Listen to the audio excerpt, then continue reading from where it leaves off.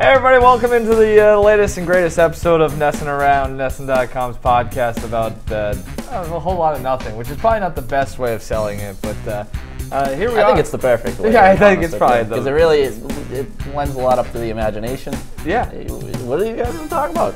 It's the most accurate. I'm NESN.com's Mike Cole, joined, as always, by NESN.com's Ricky Doyle. Hi, Thanks Ricky. for having me, Mike. Hey, you know. Yeah, I appreciate it. We are, we're partners in crime when it comes to this. Before we get into it, little NESN Around field trip this weekend. You and I went down to the old ball yard. Excellent day at the ballpark. It wasn't planned, but we were lucky enough to score some tickets. I like to consider it a business meeting. Yeah. I had some photos I should have put in from the ballpark for you guys. It looked like you guys were having a ball. We did. We had a great time. Great weather over at Fenway.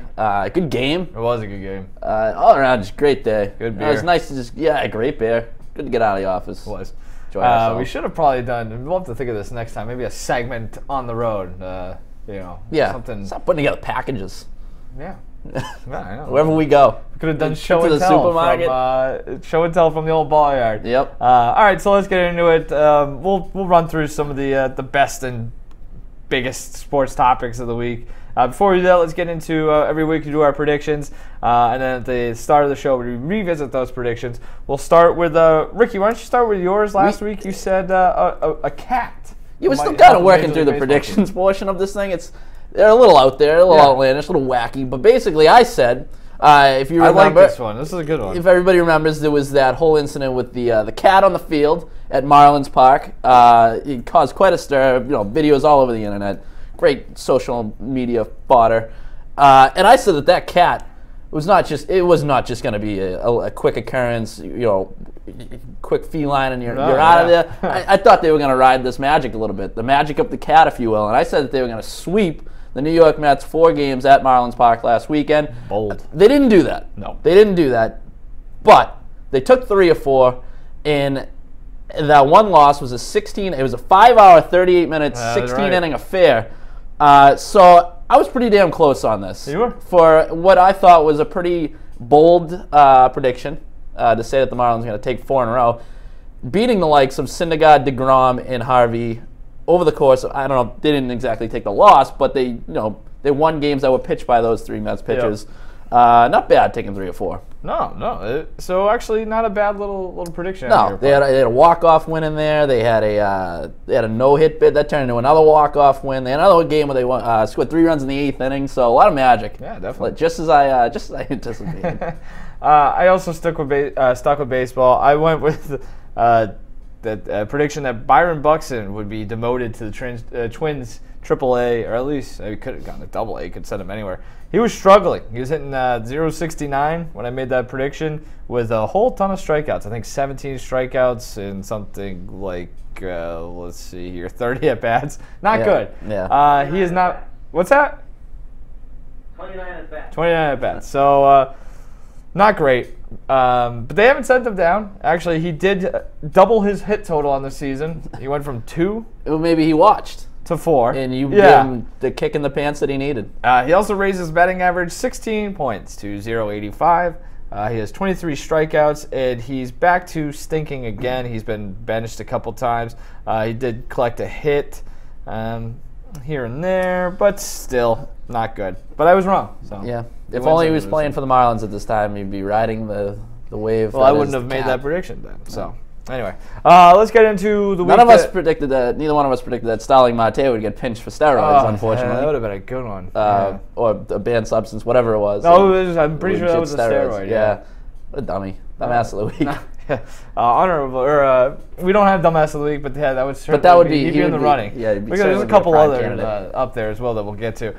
Before we do that, let's get to Put It to Bed. This is where we kind of talk about things that we're sick of, which the list is long. There are a lot of things that we're sick of, especially it's growing by the day. Right about now. But let's start with the Patriots going to the White House. By the time you watch this, assuming anyone actually watches this, the Patriots will have already gone to the White House to meet with President Donald Trump, which is still a weird thing to say. A lot of hubbub about this one. As it stands right now, 6 Patriots skipping the trip for were going on the record as saying political reasons. I'm going to add one to that as of Wednesday morning. Tom Brady not going, citing personal reasons. His mom has been sick. According to ESPN's Mike Reese, he's kind of hanging out in Boston with his mom and taking one of the rare off days in his offseason program.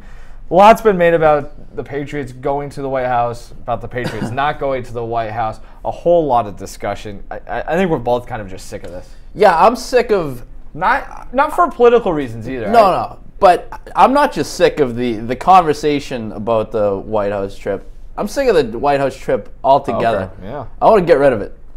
What the hell? I mean, it's a tradition, right? What it really is, it's a tradition, and what used to be kind of a throwaway photo op, more or less. Now it's a lighthearted thing where it was kind of always like this is the final real chance for a championship team to come together before guys start going in different directions. Not only that, because now you do it in like the season when you're going to play like the Stanley Cup team when they go to play the Capitals. Right. They'll go. Yeah. Yeah. So it's just kind of like squeezing it in now. Like, when can we get this trip in? Then you had the whole thing with the Cubs trying to getting in there while Obama was still in office. Which just kind of like defeats the purpose. I thought that was kind of not.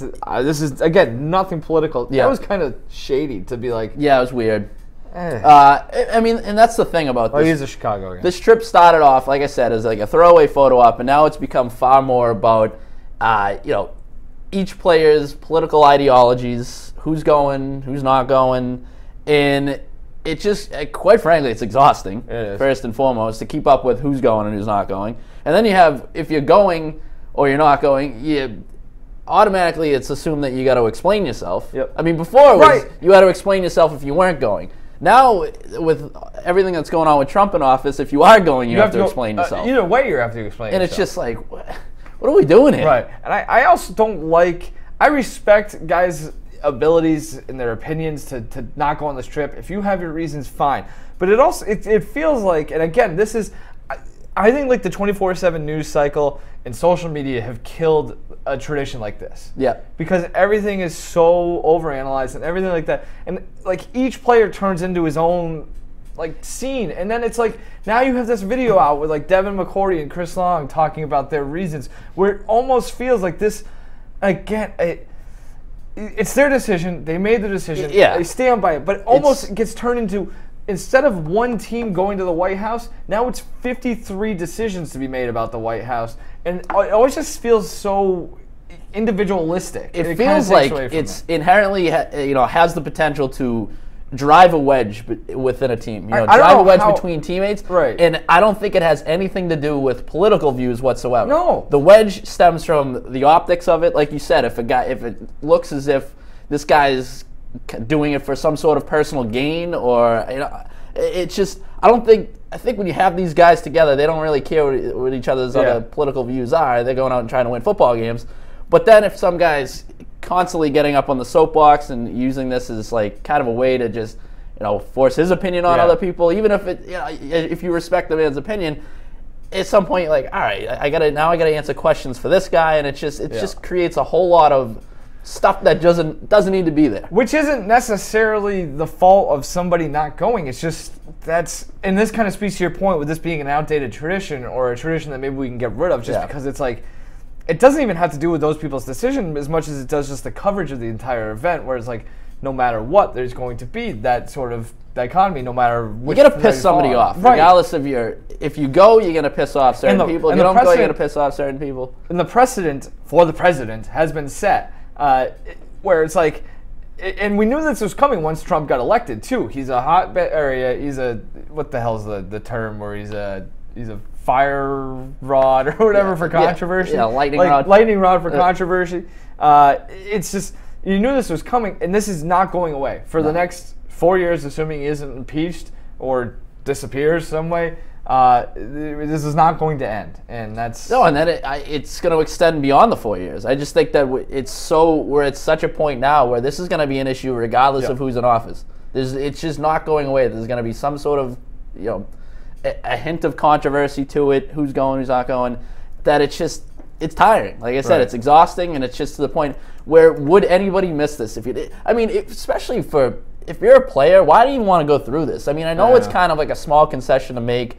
you win a championship, it's like, okay, I can put up with going to the White House. But I Right. feel like it used to be a thing where I get to go to the White House. Yeah. Like, not so much about who's in office, but it's just, it's a cool thing to do. Cool thing to say you've been to the White House. But now it's just to the point where you got to answer for it countless times throughout the build-up, that if you're a player, especially if you're a player like Tom Brady, who's had the option to go there on 5 separate occasions, why the hell would you want to go? Right. So I understand why he skipped it. Yeah, regardless of whether he likes Trump or not. It's just the whole thing and everything that comes with it has just become too much. And again, it's more just a product of the environment. And it's also, like I was saying earlier, who would miss this? Who would miss it if they decided, no, we're going to stop doing the whole White House thing? Yeah. What fan's sitting there like, I really wish they were making the trip to D.C. This is just coming off, If they could somehow swing down by Pennsylvania Avenue and just, poke their head in, I think it would be a great gesture on their part. Because God knows the world needs more dad jokes, more terrible, awkward dad jokes throughout the course of a day. So it's lame. I say get rid of it. Have a cookout or something. Have some sort of more of a laid-back atmosphere where you don't have to bring everybody's political views into it. Because believe it or not,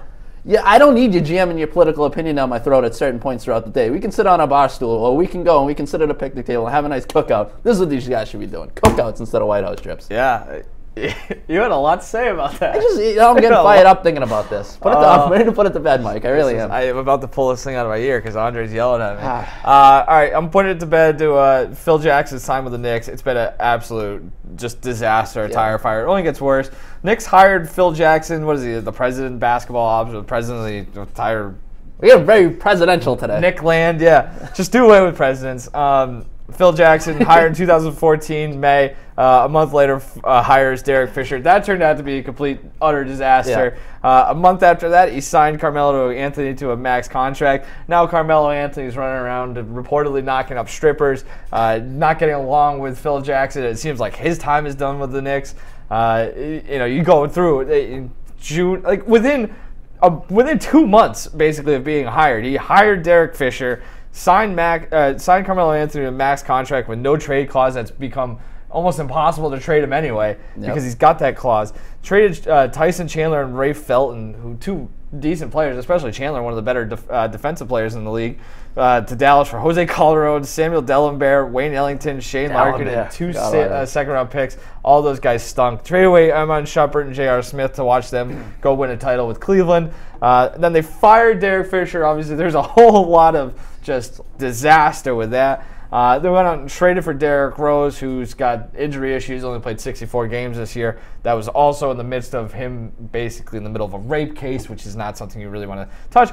And then they go out and signed Joakim Noah to a 4-year, $72 million deal, despite the fact Joakim Noah's got knee issues. Wouldn't you know it? He ends up having knee surgery during the season. His first season cut short, and he's probably, you can't see anything coming of that. And now we're in a point where they seem desperate to trade Carmelo Anthony. Kristaps Porzingis is now skipping exit meetings. They literally drove their best player out of the country.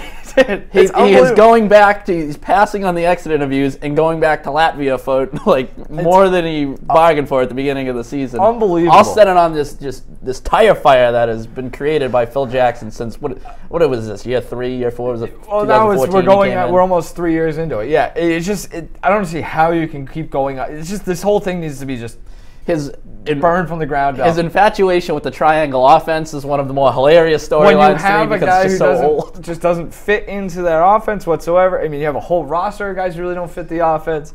No trust in your head coach. You basically have another guy, a yes man, looking over his shoulder, and Kurt Rambis. Right. I mean, it's just everything about it is. And now, Frank Isola of the New York Daily News says, kind of like a throwaway comment, just speculating that they might be open to trading Porzingis, which is the only good thing in that entire organization, but you've pissed him off, and what good is he going to do playing with a bunch of nobodies? Yep. They need a hard rebuild, and they need somebody else leading it other than Phil Jackson, who needs to be put to bed with a warm glass of milk. Yeah, a prime destination is now becoming a place that you just do not want to touch with a 10-foot pole. Right, and if I had to hear one more goddamn thing about how great New York is as a basketball hotbed, it's not. The Knicks suck.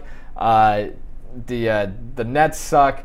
St. John sucks. Like, just it all sucks. The pretty best thing impressive. about basketball in New York is that you get the conference tournaments, and every once in a while the NCAA tournament comes there. It sucks. Rucker Park. Good point by our producer Andre. Rucker Park is the best thing New York basketball is going for right now. So. Nah, it's pretty impressive when you can almost turn Carmelo Anthony and like this into almost like a sympathetic figure.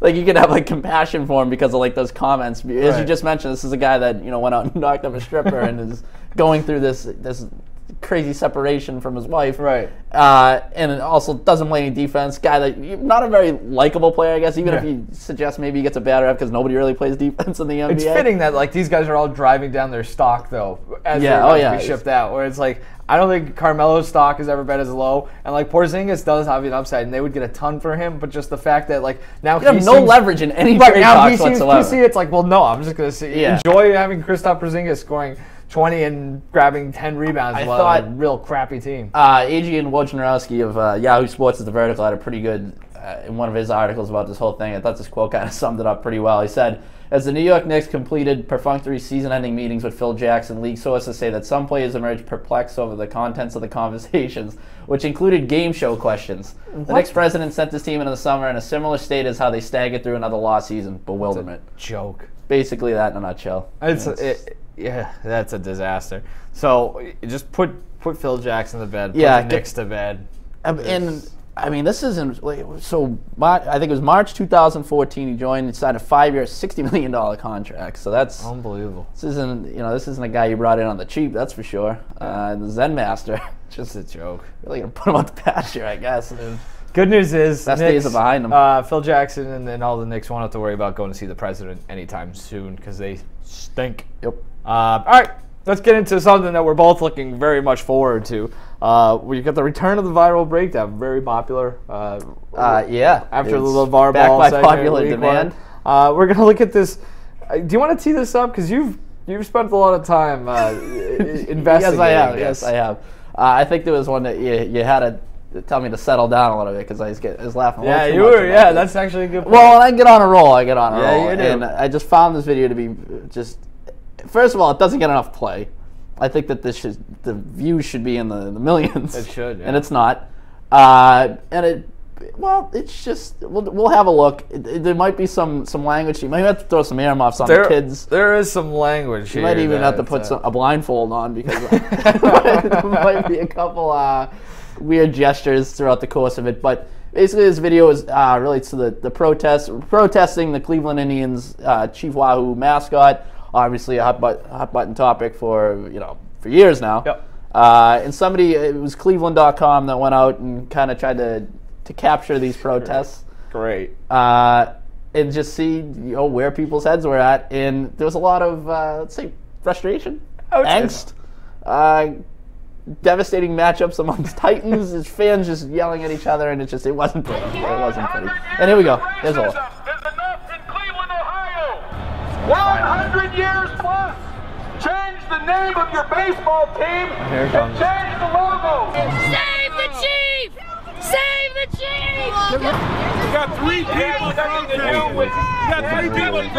Big deal. Go try. It's a caricature. Get over it. You think every Irish person rags on a Notre Dame logo? It's a caricature. Don't tell me to shove up. Who the fuck are you, loser? You're a fucking loser. Go off. You're a fucking loser. Says the guy in the Dallas Cowboys jacket. That's awesome. That guy is a fan of the Cowboys and Indians. Well, what I find interesting about these two is when people drop get a job as they walk into the ballpark. This guy. Oh, that's sad. It's gonna be nice to show that the might kids. get us in trouble. Hey, was that Grandpa? Imagine stumbling across a video on YouTube. And then this is just a catchy tune. We're not sure how it fits in, but Get a job! They need a hobby like stringing beads. If your best argument for keeping the logo and the mascot is get a job, you might want to rethink it. There just comes the allegations of a sucker punch, which, I mean, that changes the game a little bit. Look at these two idiots.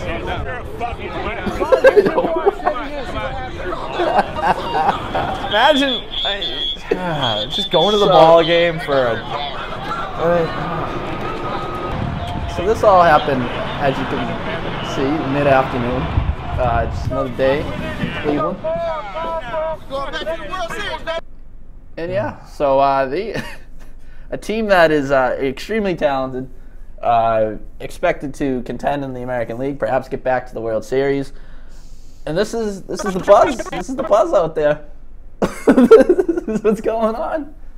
There are way too many stupid people in this country. Whoa, so what's your favorite part of that? I do like the guy calling everybody effing losers. I'm not even gonna get into a hard F-bomb in front of losers is something I can appreciate. Yeah, but I'm not even gonna get into the actual the whole context of whether the logo should go or whatnot. Yeah, that's not what we're here for. We're gonna sit on as many fences as we can. Yeah, you feel how you want to feel, have your opinion. We're more concerned about the actual video here. In losers, that is like the insult of insults for all the people. If you call somebody a loser, you are ticked off to the heavens. You are just not happy with that particular person. So that he's throwing around the L word. I also did very much enjoy like the fact that we have grown adults, presumably with jobs, maybe not. Families. You should get one. Probably children, and you just got these two idiots just yapping at each other over whether or not the baseball team uses a logo. If we really break it down to the bare bones of this argument, it's like, man, we're all gonna die someday. Why? It is. It's and you're sitting there arguing outside of a baseball field. It's the way I looked at like Deflategate. I was like, if you really, really get it down to like the nitty gritty, it's you're arguing over air pressure in a football. Yeah. This is, take away what it symbolizes, whatever. It's ultimately it's a little logo that's jotted down on pieces of memorabilia. Socially, it has this guy want to Bart Simpson choke somebody. Yeah. Get up! You think every Irish person rags on logo? You're a jerk. Don't tell me to shove up. Who the fuck are you, loser? And he's just about to walk away. He's ready to walk away. I don't think this guy's going to shut up. No, this guy clearly. This is actually. I think this guy's just walking around downtown Cleveland. He's running to the corner store. He's going to pick up a pack of butts. And he just happens to get roped into that madness. I'm in the mood to yell at somebody. And in his defense, he said, "I'm not biting my tongue here. I got a little something I got to get off my chest." And he probably walked away from that. Went to the. What is that first move? You have to think. Like Richard Nixon. You have to think he stewed about this for a long time. This wasn't the end of it. He went to whatever store he was going to. He told the cashier, "You wouldn't believe what I just got into around the corner." Yeah. He went home to his wife. He said, "Honey, you'll never believe the crap I just got into up the street." I could see this his day into a tailspin. There's no doubt in my mind. I wouldn't be surprised if this guy was on some Saturday afternoon CNN interview on one of the Saturday afternoon shows where he's just making the most out of his. Oh my God.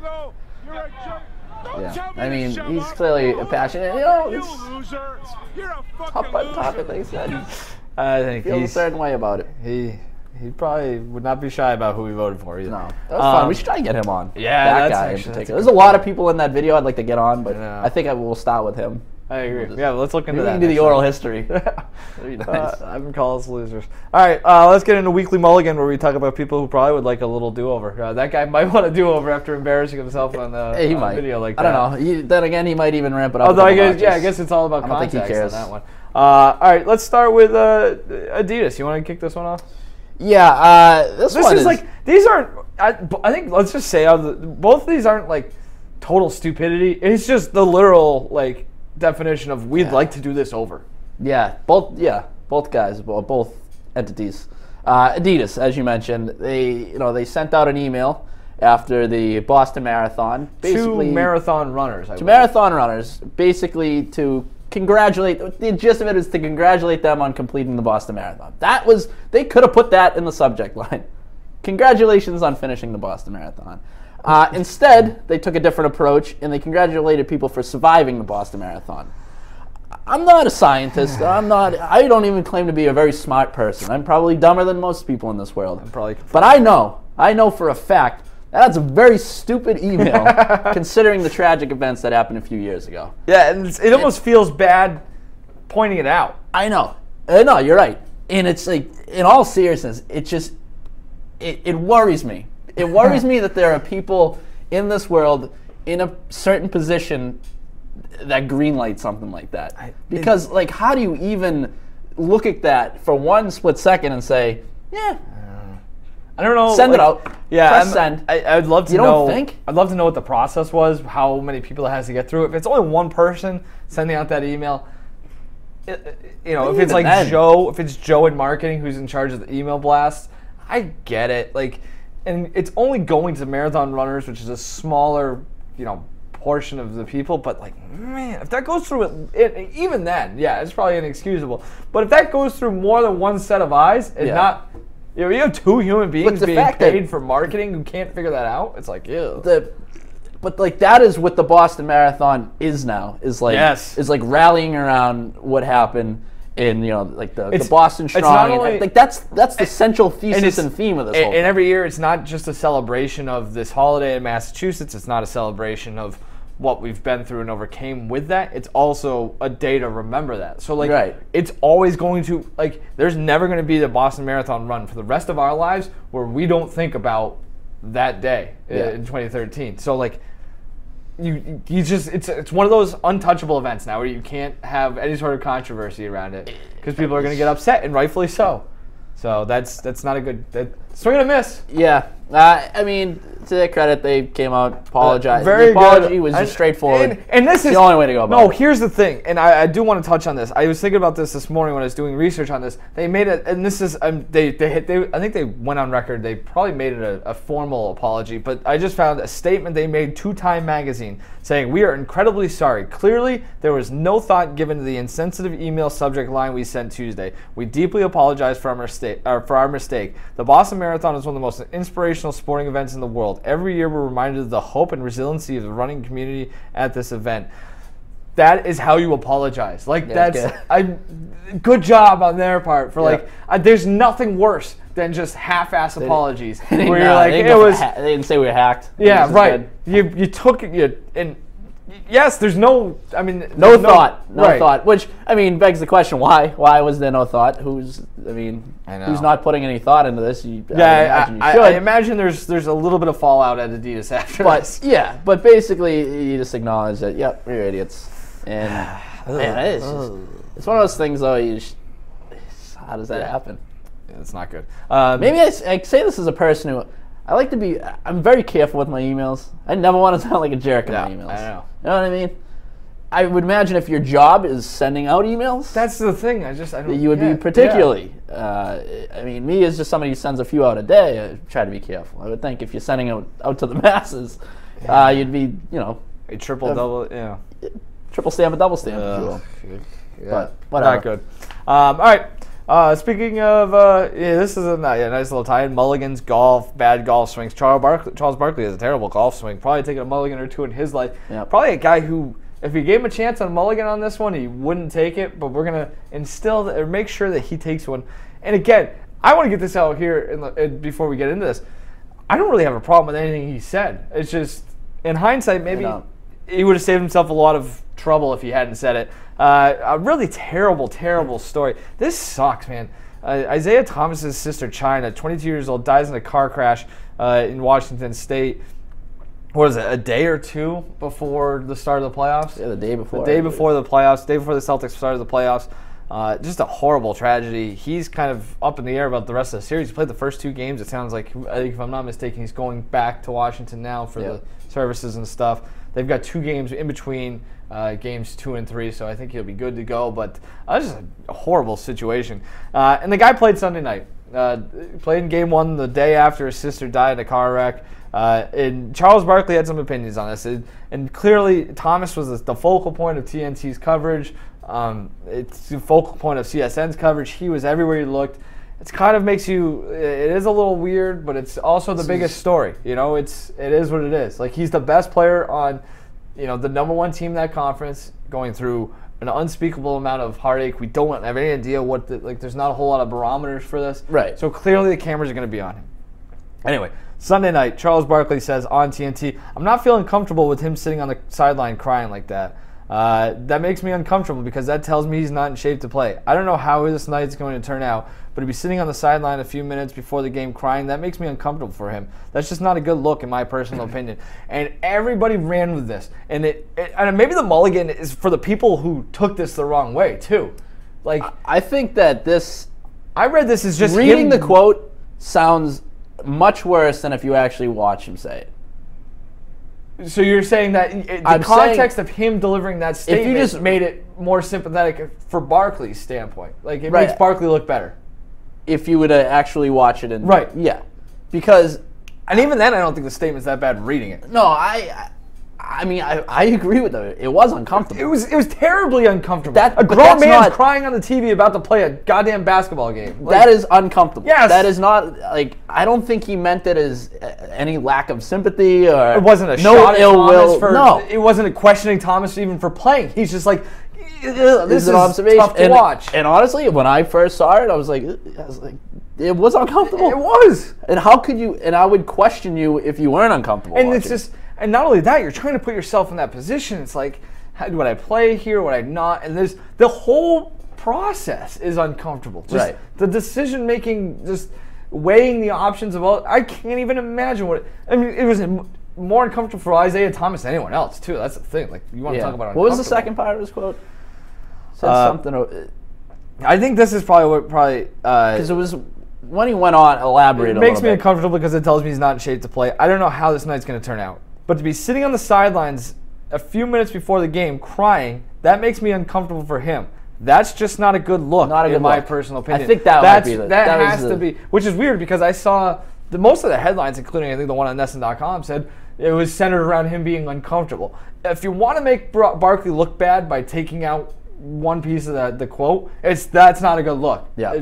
Charles Barkley says Isaiah Thomas playing after his sister dies in car accident is not a good look. And even then, he's not saying it's not a good look and he shouldn't be doing this. It's just it's not the optics of it don't look good when you have a guy there crying, grieving over the loss of his kid sister and about to play a basketball game. And I think that's the point that Barkley was trying to make. But obviously, his reputation precedes him a little bit. Bingo, not the... So naturally, he says something that even in the slightest could be construed as controversial. The people are going to take it and run with it. But I didn't sit there and watch that and think to myself, wow, Barkley's really trying to be a jerk right now. Yeah. I just don't think... I think I get his point. When he said it, maybe used the wrong choice of words a little bit. Yeah. Like the not a bad look thing. I mean, you could probably do without that portion of it. But... on the whole, I think I get what he's saying. I don't think that he was being malicious as some people make it out to be. Tuesday night they had coverage as well, and I think this was before the Celtics Bulls game 2. I'm going to read this whole quote transcribed by Yahoo Sports. I thought this was really interesting. Barkley responded in typical Barkley fashion.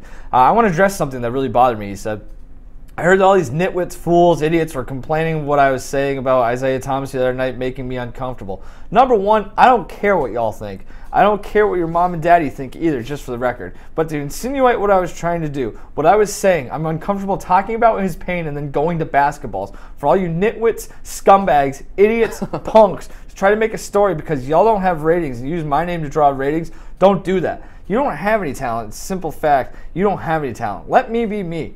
I've talked to Isaiah. He didn't take any offense to that. What I was talking about, I wish him and his family nothing but best. For you punks to make a big deal out of it, it just pisses me off." And like, he's right, and I don't blame him for flying off the handle in that regard. I don't think this is necessarily the best look. That's not a good look. I don't think that's a good look. Yeah. Where you're turning it into like, you jabronis are using me as a way. Yeah. Like, no, just say he should have went the Adidas route.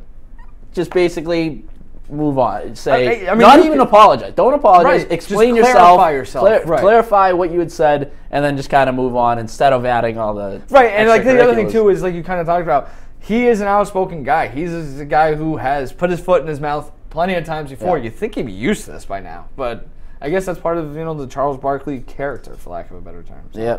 I don't know.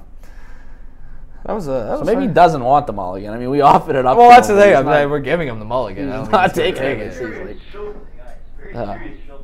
I know it's a weird week. Yeah, we there's haven't not really a whole touched lot on a few other topics that are just very serious. in Yeah, we'll nature. get into one of these. That's why we had to include the Cleveland Indians. Cleveland, but even then, that's that guy. centered around a pretty strong social Angry debate. people. This isn't gelling with my newfound positivity, Mike. I've been very positive Hey. lately, and it's not jiving with It's it. all right. Get it all out there. It's good to talk these things out, hash them out. All right, let's get We'll a do show. predictions, You want to do predictions or show and Show and tell, whatever you want. Let's do Want show to flip and the tell. puck again like we did last week? Or? Let's go show and tell. Okay. I got show and tell first here. So you want to Go go right first? You want me to go? Go ahead. All right. Well, let me pull this up. I'm talking baseball again this week. Age before beauty here. Okay. I got some sunglasses. Careful. Got an oven mitt. Stuff in the oven. Cause I'm gonna go.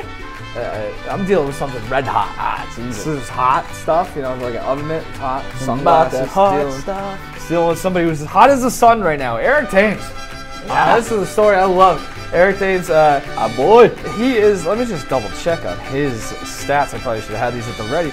But the guy Herculean. goes over to Korea. He is fantastic in Korea. It just mashes over there. And then eventually, and I don't know, maybe Andre can look this up for me. The contract, actually I got it right here. He's signed to a 3-year deal for only $16 million through, again, we're very early into the season, looking like an absolute bargain.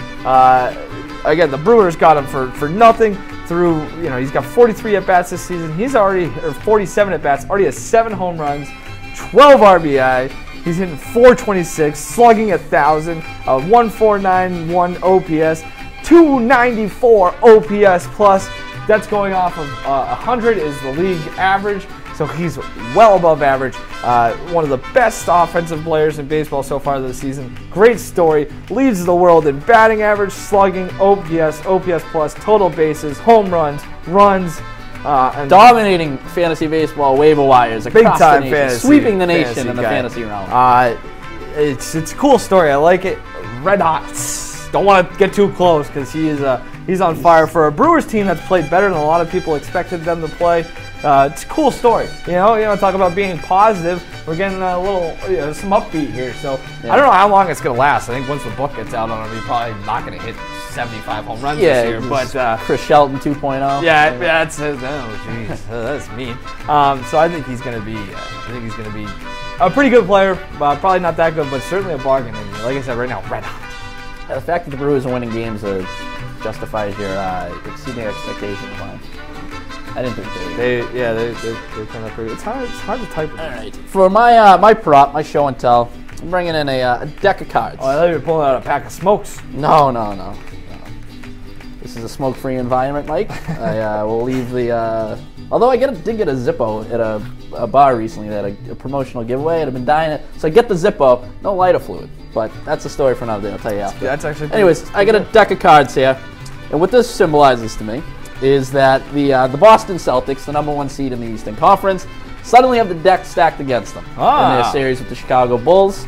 Down 2-0. They stacked the deck against themselves. When nobody, not a lot of people saw this coming. I didn't think by any means it was going to be a cakewalk, but I think that what they showed through the first 2 games of the series has not been good. No, it is not. It has not been good. And there are some Celtics fans taking to Twitter just to point out that teams that have lost the first 2 games at home in a best-of-7 series are 3-28 all time. Not good. 3-28. Sounds pretty familiar in the Boston sports realm. So people are latching on to the Super Bowl score, obviously. Can another Boston team make light of the 3-28 thing? To which I gotta say, no. This Boston Celtics team with the deck stacked against them is gonna be losing. They're going home soon. They're gonna be playing 52 card pickup because this team has a world of issues on the boards. It was borderline embarrassing to watch that Game 2 performance. Just offensive rebounds left and right for Chicago. And you know who I blame for this? I blame Danny Ainge. Done a great job putting them in a position to have sustainable success. But if there's one glaring weakness on this team, it was rebounding. They did not address that at the trade deadline. You reap what you sow. The Celtics team, one and done yet again. And they could have had Serge Ibaka, who They is could have, yeah. 21 rebounds, 5 blocks in the first 2 games with Toronto in the playoffs. It would have been a nice little piece. Pretty good That's for how them. you negate a Robin Lopez, who I went on Who is a record nobody? last week is saying he has the most punchable face in the NBA, Mike. And now I got to watch this on a nightly basis. I tell you what, I'm riled up by him. not a lot of people watching NESN around, Man. but apparently it's pretty popular within professional sports because he must have watched you last week just along with Byron Buxton, and they used the kick in the pants they We are deserve. just booting people in the ass. The most inspirational sports Week after podcast about nothing on the internet. NESN What are you around. going to tell me next? Phil Jackson's going to stop building a I tell you dynasty? what, you could use this oven mitt for the Celtics as well because they are cooked. Let's get into what else do we do? Prediction of the week. Prediction. Yeah, let's end it with a prediction. Why don't you go? Because I forget what mine is already. My prediction is that Malcolm Butler will finally be traded. He'll be traded to the New Orleans Saints. He signed that first-round tender with the Patriots. Means he can be traded now. I think he gets traded before the draft or on draft night. Speaking Probably of, before the draft, though. Speaking potentially ex-Patriots, I'll go with another ex-Patriot. Aaron Hernandez, weird, bizarre story. Killed himself in prison, allegedly, Wednesday morning. I think there could be a lot more coming out about that. We've already seen his representation say, they aren't sure whether he actually did kill himself. I don't know, I'm not going to pass judgment yet, but I think we're going to get at least one more legitimately jaw-dropping revelation on this front. I don't know what it's going to be. I'm really hedging my bets here, Yeah, but I think there's going to be another shoe to fall here, and it's going to be pretty surprising. Literally, it's just one of the most shocking sports stories in a long time. So. It's a story that's as fascinating as it is shocking, too. Yeah. It's just a lot of weird twists and turns. And we were saying before we came on, this is one of the few stories, at least recently, that it took you back a little bit when you first read it. I was like sitting there, I was like, wow. And it takes a lot to shock me, Mike. I've seen a lot of weird seen a lot of crap in this things. Where world. you're like, in hindsight, probably shouldn't have talked about that while wearing sunglasses and an oven mitt, but that's the way it goes. Yeah. Anyway, that's been It's what differentiates us from the competitors. NESN Around, NESN.com's video podcast about a whole lot of nothing. Oh, there was a lot of something this week, though. Talking about the really important things in life. It's raining cards. We'll see you again next week where we'll talk about a whole lot of nothing. 9 of diamonds.